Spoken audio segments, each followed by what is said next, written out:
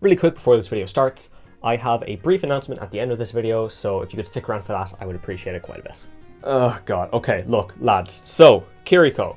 I don't like this character. I'm going to try to keep my biases as, on the sideline as I can, but no promises, okay? While I hold a deep hatred for Kiriko in my heart, at the same time, it's like a Stockholm Syndrome type of thing, because I absolutely love playing her, so God knows where I am, really.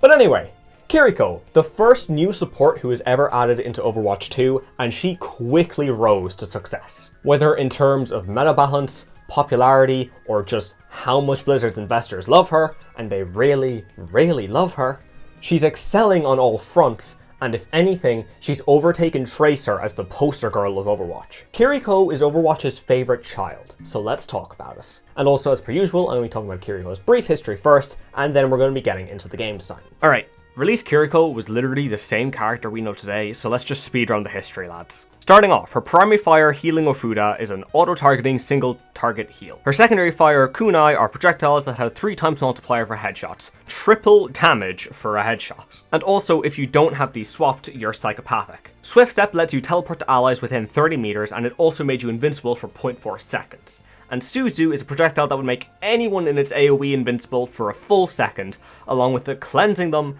and healing them, and if it also hit an enemy, they'd be knocked back by a little bit. And finally, her ultimate, Kitsune Rush, otherwise known as Bastion's favourite thing, increased attack speed, move speed, and reload speed, along with a 3 times buff to cooldown reduction to anyone in the area. As for balance changes, her first one reduced her invincibility and Swift Step down to 0.25 seconds, and as per usual, we have a wall of numbers coming. A few weeks later, her arm hitbox got reduced, since when she was shooting or healing, the animation would end up covering her head hitbox.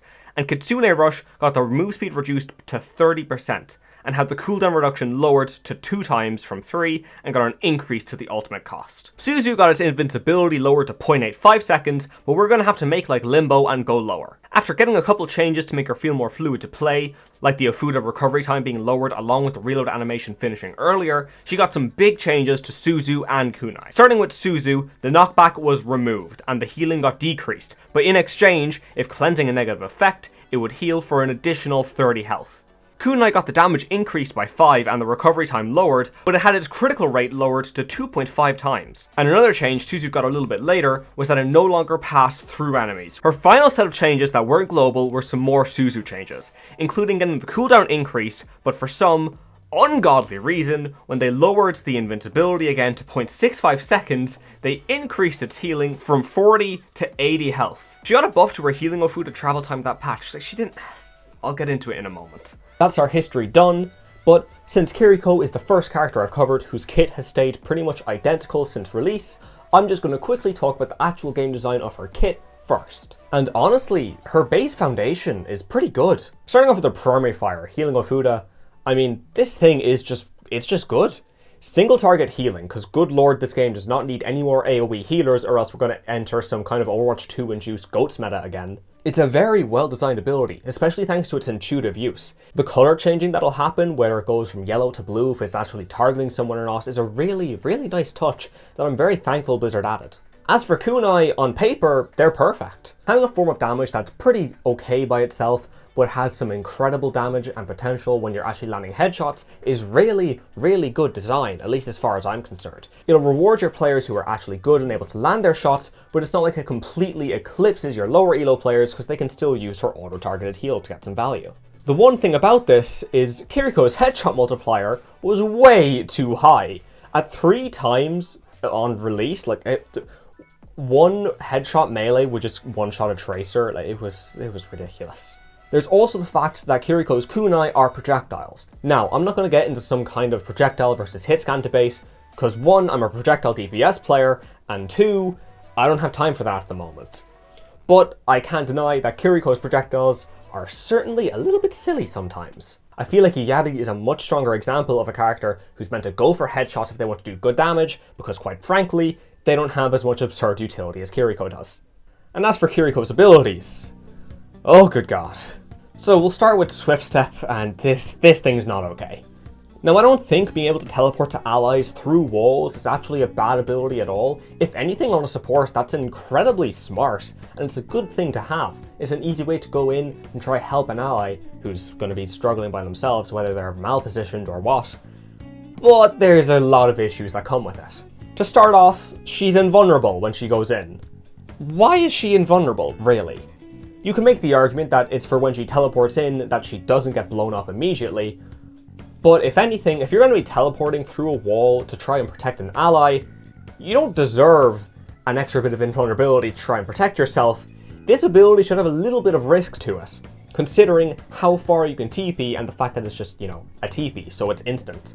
I feel like giving her, even though it's 0.25 seconds of invulnerability now, I just feel like that's giving her too much leeway for no reason. But if we want to go down the other route, well, the fact that this thing is 35 meters, the same range as her healing Ofuda, that's just a little excessive, is it not? Like, when I was getting footage for this video, I was just sprinting into the enemy or going on crazy flanks, 1v1ing, 1v2ing, however many people, just taking on the entire world, and I knew I could do it with little to no risk whatsoever because my team was just a little bit behind me, taking the point, and I'd be able to teleport to it whenever I needed to.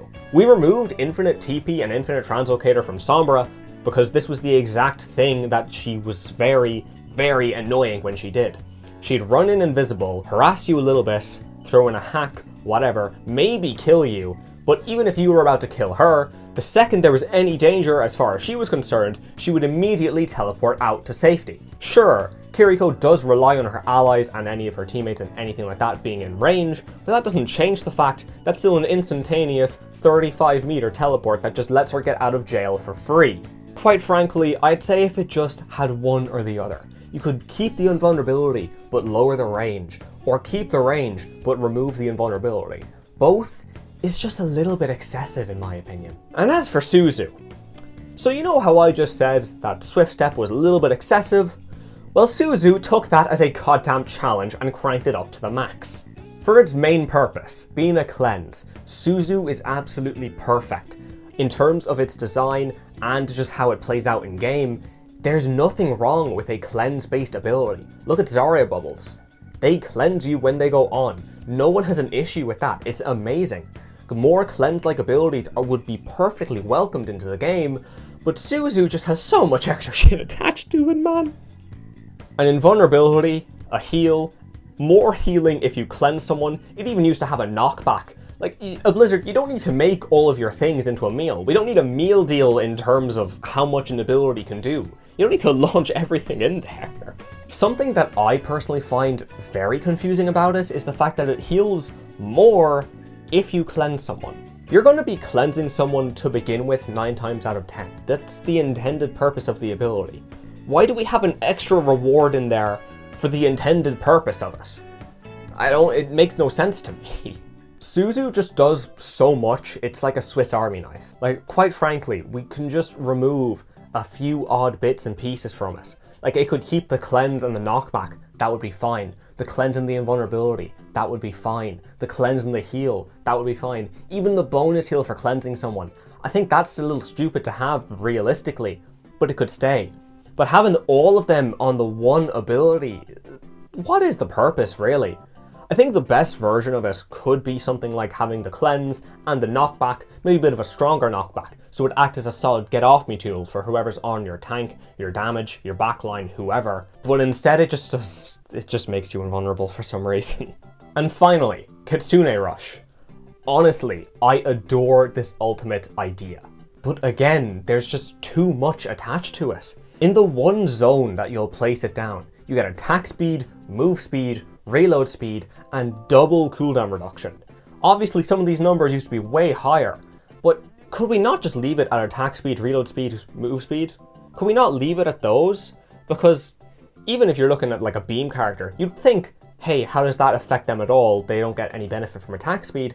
It does increase their tick rate. So Zarya and Sim, it's not like they're getting scammed or anything of that sort. There's just no purpose for Kitsune Rush to be giving you double cooldown reduction. Again, it's just excessive. Maybe I'm the only person who thinks this, and maybe you think something else should be removed, or even you just think Kitsune Rush should be left. And you know what?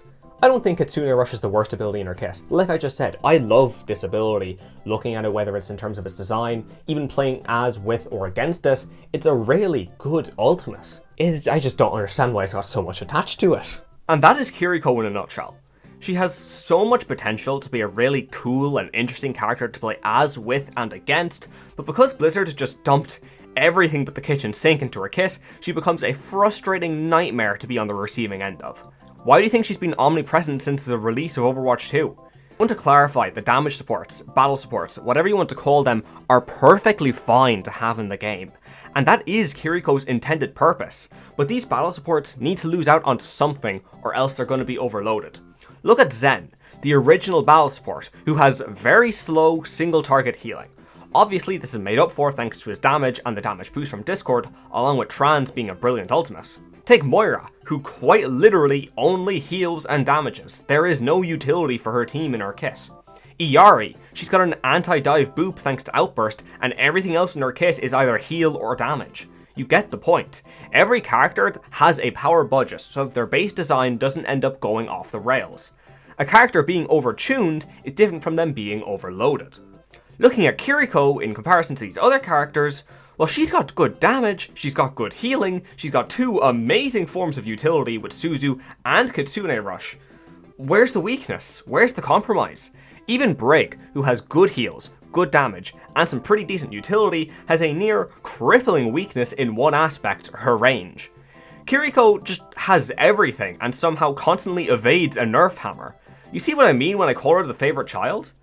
And all of this, every piece of this effectively rant, so I am sorry about that, just half it goes out the window sometimes. Back in Overwatch League 2022 playoffs, it was more efficient as Kiriko to just healbot. Even during the OWCS recently, there were Kirikos with 0 damage dealt. They were just full holding heals the entire game. So we're at a point where not doing damage on the support intended to fight is the more optimal play. And we don't change her why, Blizzard? I do love playing Kiriko, like honestly, it's a guilty pleasure for me.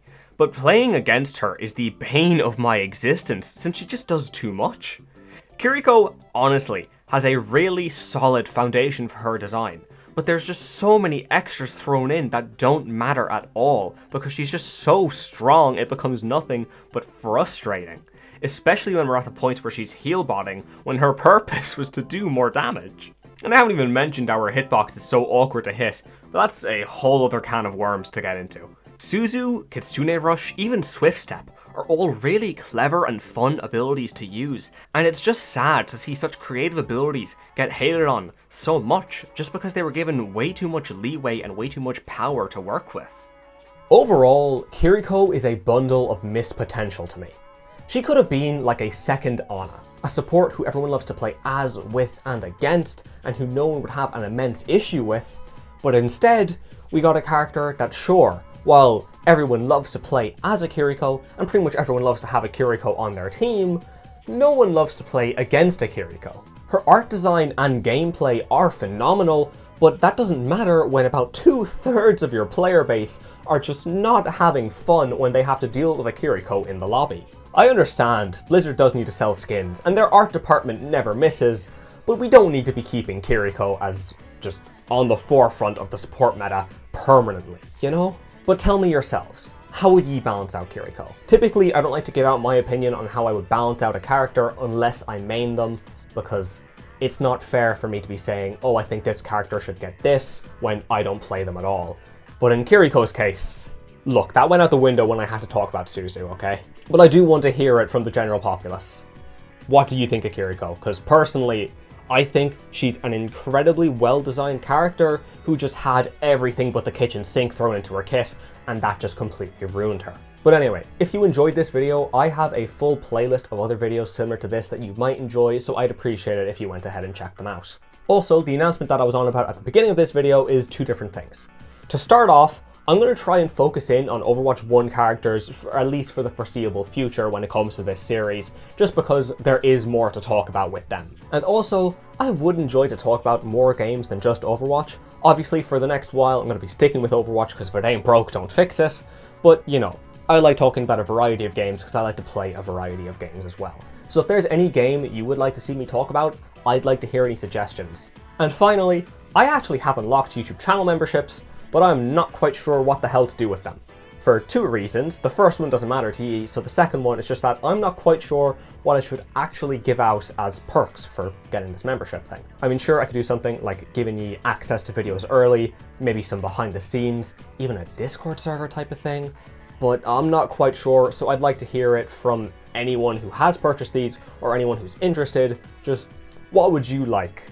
What kind of benefits would you like to see? Anything of that sort. But for now, I'm done for today. So if you've stuck all the way through, sure, go on, drop a like, drop a sub, all that YouTube stuff, and I'll talk to you next time, lad.